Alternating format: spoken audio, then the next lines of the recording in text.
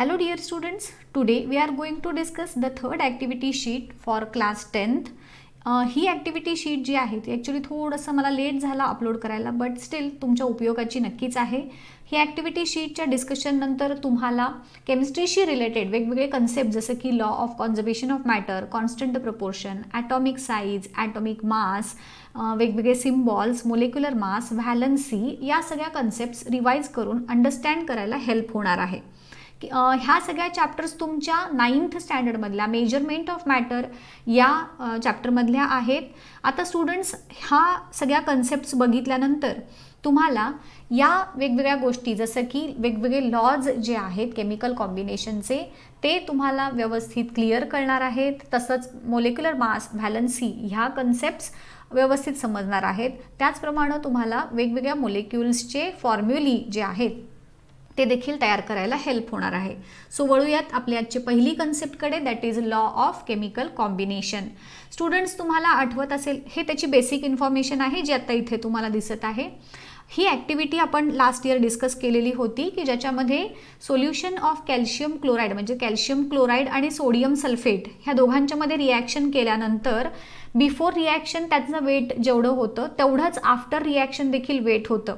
जरी या केमिकल रिॲक्शनमध्ये हे जे प्रोडक्ट तयार झालेले आहेत ते टोटली वेगळे आहेत, रिॲक्टंट हे आहेत, हे प्रोडक्ट आहेत, बट स्टील त्या दोघांचं जे मास होतं before reaction and after reaction हे टोटली सेम आहे. आणि ह्या एक्सपेरिमेंटच्या ऑब्झर्वेशन्सवरती बेस्ड असणारा law, that is law of conservation of matter, French scientist Antoine Lavoisier नावाच्या सायंटिस्टनी प्रपोज केलेला होता की ह्या लॉनुसार there is no rise or drop in the mass of matter during chemical reaction. कुठलीही केमिकल रिॲक्शन होत असताना सबस्टन्सचं जे मास आहे ते वाढतही नाही आणि कमीही होत नाही असा त्या लॉचा अर्थ आहे. ह्या रिॲक्शन कुठलीही होताना जे आता तुम्हाला सांगितलं तर ह्याच लॉला म्हटलं जातं law of conservation of matter. The total mass of the reactant is same as total mass of the products formed. Okay, हा झाला आपला first law. Then comes second law which is law of constant proportion.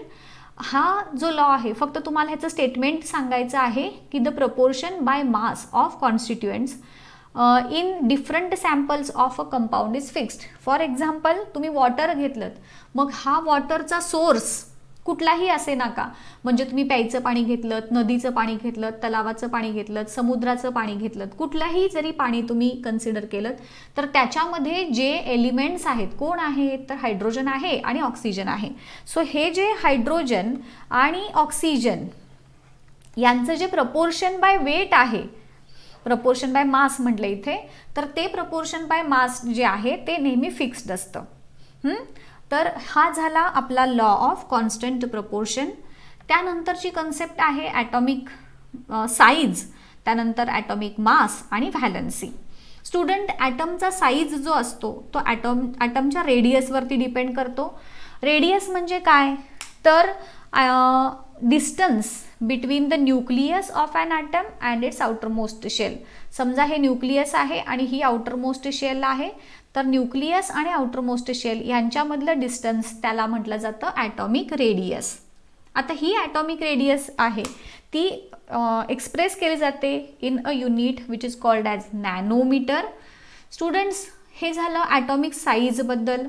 Next येतो atomic mass. Atomic mass म्हणजेच ॲटममध्ये असणारे जे protons आहेत आणि neutrons यांचे टोटल नंबर, म्हणजेच प्रोटॉन प्लस न्यूट्रॉन जे असतं किंवा त्यांचं जे मास आहे त्याला म्हणतात atomic mass. The total number of protons and neutrons in the atomic nucleus is called as atomic mass number. Students सगळीकडे ह्या कन्सेप्ट्स तुम्हाला पुढं जाऊन विचारल्या जाणार आहेत, सो व्यवस्थित हे समजून घ्या. ह्या जे प्रोटॉन्स असतात आणि न्यूट्रॉन्स त्यांना आपण एकत्रित वर्ड वापरतो विच इज नोन ॲज न्यूक्लिऑन्स. आणि मग नंतर येतो केमिकल सिम्बॉल्स. सिम्बॉल्स आपण जसं की आता सपोज हेलियम म्हटलं, हायड्रोजन आहे, निऑन आहे, सोडियम आहे, तर हे जे वेगवेगळे सिम्बॉल्स आपण यूज करतो, मॅग्नेशियम आहे, तर हे सिम्बॉल्स म्हणजे काय असतात रे, तर त्यांचं जे नाव आहे त्या नावाचं आयदर फर्स्ट लेटर, जसं की हायड्रोजनच्या बाबतीत आपण बघितलं, किंवा फर्स्ट आणि सेकंड लेटर जसं की हेलियम आहे, निऑन आहे, आणि मॅग्नेशियमच्या बाबतीत बघायचं झालं तर फर्स्ट आणि अनादर प्रॉमिनंट लेटर, अशा प्रकारे वेगवेगळ्या एलिमेंट्सच्या नावामधले जे म्हणजे थोडक्यात स्पेलिंग जे असतात त्यातले पहिलं आणि दुसरं हे लेटर्स घेऊन कुठल्याही एलिमेंटचा सिम्बॉल जो असतो तो फॉर्म केला जातो.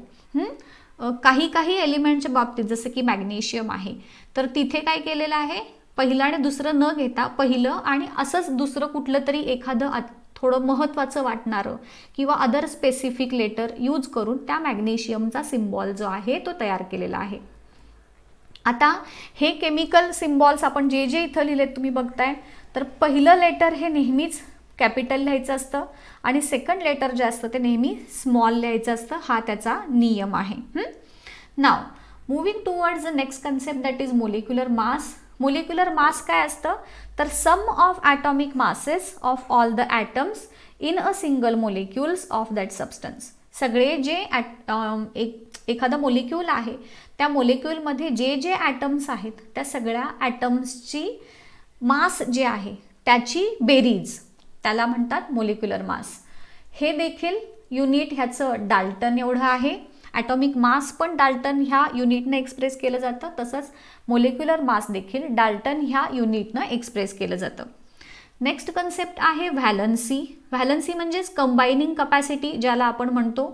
हा जो आहे ही कंबायनिंग कपॅसिटी कशाच्या बेसिसवरती ठरते, तर number of chemical bonds which are formed by an item.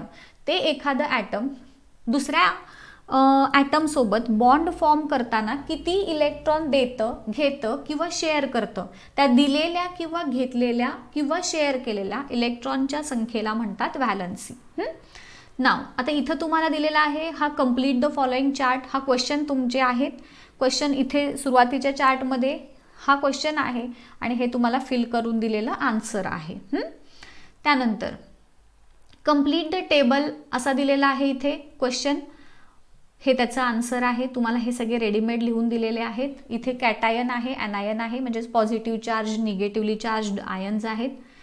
आता इथे पुढचा प्रश्न दिला आहे, वेगवेगळ्या सायंटिस्ट, 2 सायंटिस्टची नावं आहेत, प्राउस्ट आणि लेवॉयझर.